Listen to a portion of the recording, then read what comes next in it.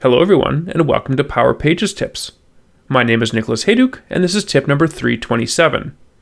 Error after copying Dataverse environment.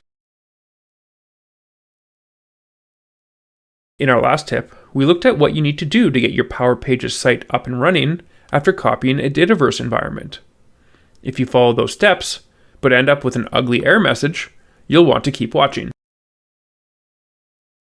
Before we dive into the details, don't forget to subscribe to the Engineered Code YouTube channel for our weekly tips, monthly community calls, and lots of other Power Pages and Power Platform content.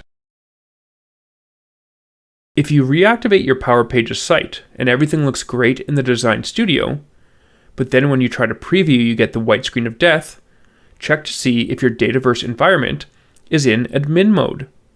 If so, that is likely the problem. Turn off admin mode, and hopefully your site will come alive.